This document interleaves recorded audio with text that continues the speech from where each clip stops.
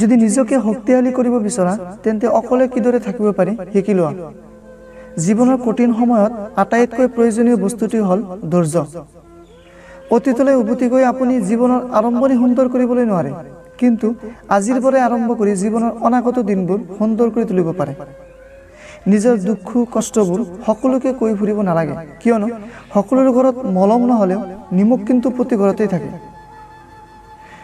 প্ৰশংসা আৰু সমালোচনা দুয়োটাই গ্ৰহণ কৰি আগবাঢ়ক, কিয়নো এপাহ ফুলৰ বাবে ৰ'দ আৰু বৰষুণ দুয়োটাই প্ৰয়োজন। জীৱনৰ কিছুমান বিচাৰি ফুৰা প্ৰশ্নৰ উত্তৰ একমাত্ৰ সময়ৰ হাততেই থাকে। সময়ৰ সময় হ'লে সময়ে নিজেই সেই বিচাৰি ফুৰা প্ৰশ্নৰ উত্তৰ আপোনাক দি দিব। যিসকলে সময়ৰ মূল্য বুজি নাপায় আৰু সময়ৰ সৎ ব্যৱহাৰ নকৰে, সেইসকল মানুহে জীৱনত সদায় পিছ পৰি থাকে। জীৱনত যিমানেই ডাঙৰ হৈ নাহোঁ কিয়, আজিও কেতিয়াবা আঘাত পালে মুখত মা শব্দটোৱে ওলায়।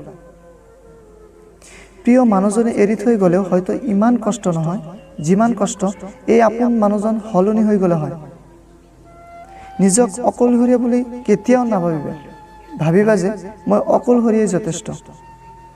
So that take care and save your life. 5.0 পক্ষৰ পৰা মই ইমদাদ। ভালে থাকক, সুস্থ থাকক, জয় হিন্দ।